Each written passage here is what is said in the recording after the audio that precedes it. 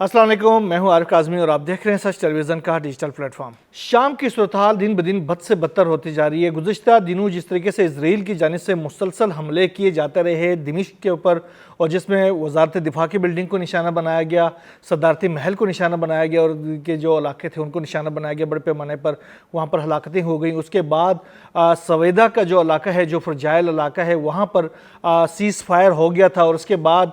जो शामी फोर्सेस हैं उन्होंने वहाँ से रिट्रीट कर दिया था, वापस आ गए थे और फिर जो दुरूज़ कबाइल हैं उन्होंने सवेदा का कंट्रोल संभाल लिया था। लेकिन उसके बाद एक नई डेवलपमेंट यहाँ पर ये आई है कि जो शाम के जो दीगर कबाइल हैं और जो बुद्दू कबाइल हैं सवेदा के अंदर, उन्होंने इस जो सीज़ फायर है उसको एक्सेप्ट करने से टोटली इनकार कर दिया और उन्होंने कहा कि जो शामी कबाइल है, उन्होंने कहा कि हम अपने जो बुद्दू कबाइल हैं उनकी हिमायत और नुसरत के लिए हम ये जंग जारी रखेंगे और हम उनको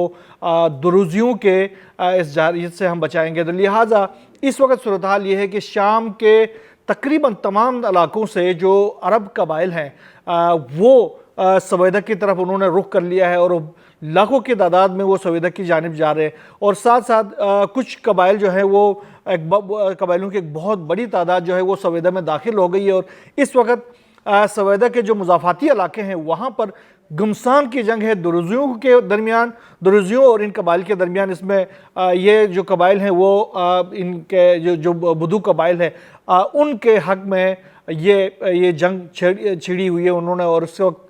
बड़ी घमसान की जंग है और दोनों तरफ से हलाकतों की इत्तला सामने आ रही है। साथ में इजराइल की जानिब से भी जो मुज़ाफ़ाती इलाके हैं सवेदा के उस पर बमबारी की जा रही है और जिसके नतीजे में वहाँ पर जो सूरत हाल है वो गंभीर होती जा रही है। मुझे ये लग रहा है कि इस सूरत हाल में एक तरफ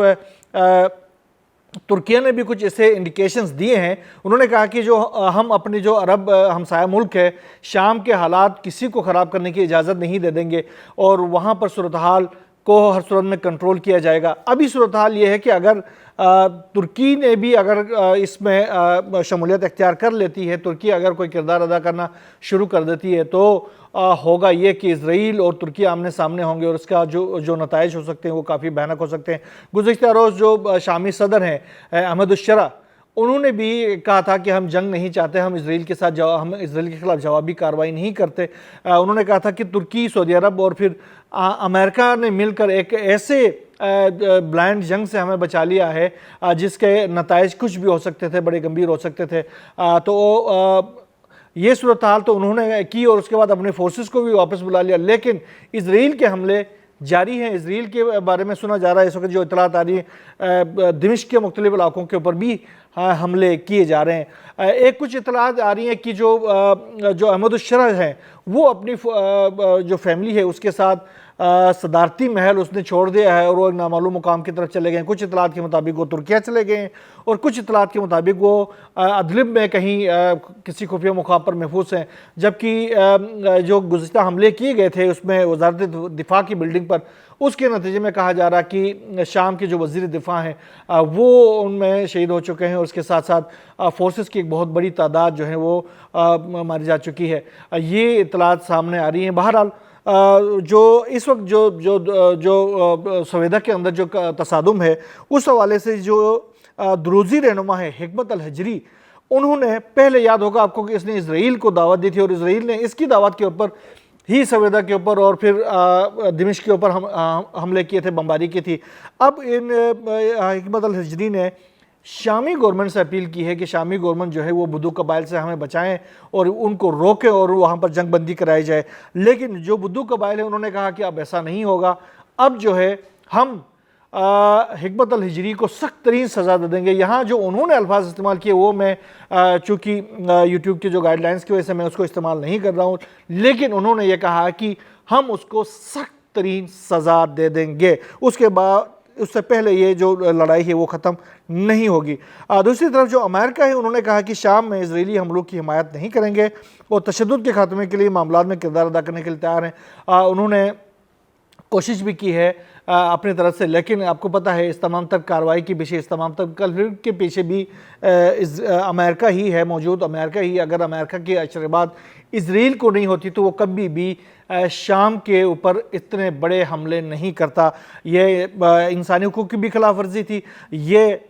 ریاستوں کی سوورنٹی کی بھی خلاف ورزی تھی، اور یہ جو انٹرنیشنل قوانین ہیں اس کی بھی خلاف ورزی تھی جو کہ اسرائیل نے کی ہے، اور لامحالہ وہ امریکہ کے اشرباد سے ہی کی ہے۔ دوسری طرف ایران نے بھی جو سلامتی کونسل میں شام پر اسرائیل کے حملے کی بھرپور مذمت کی ہے۔ ایرانی جو مندوب ہیں انہوں نے کہا کہ ہم اسرائیل کے شام پر حملوں کی مذمت کرتے ہیں۔ انہوں نے شام کے تمام بنیادی جو ڈھانچہ ہے اس کو نشانہ بنایا ہے، لہٰذا ہم اس کی کسی صورت ہم حمایت نہیں کریں گے، اور یہ جو جارحیت ہے وہ ہر صورت میں بند ہونا چاہیے، یہ ایران کی جانب سے کہا گیا ہے۔ بہرحال آنے والے دنوں میں اگر اس کنفلکٹ کو نہیں روکا گیا تو اس کا جو دائرہ کار ہے وہ کافی وسیع ہونے کے خطرات موجود ہیں، جس کے نتیجے میں علاقہ ایک بار پھر ایک بڑی جنگ کی دہلیز پر پہنچ سکتا ہے، اس میں انوالو ہو سکتا ہے۔ دوسری طرف اگر ہم رک کریں غزہ کا، تو غزہ کے اندر اسرائیل کے حملوں کا سلسلہ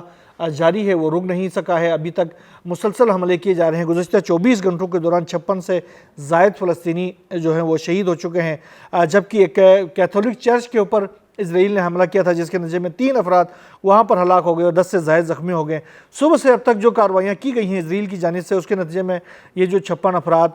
شہید ہو چکے ہیں۔ گرجا پر حملہ جو کیا گیا تھا اس کی پوپ لیو نے بھی مذمت کی ہے، اور صدر ٹرمپ نے بھی مذمت کی سمیت متعدد عالمی رہنماؤں نے بھی اس کی مذمت کی ہے، لیکن یہ 3 افراد کے اوپر ہلاکت کے اوپر مذمت کرنا کافی نہیں ہے۔ امریکہ کو اگر جرأت ہے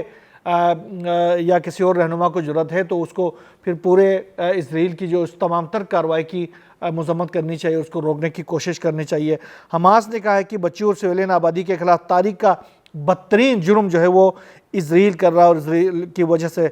غزہ میں قحط تباہ کن سطح پر پہنچا ہے۔ دوسری طرف یہ جو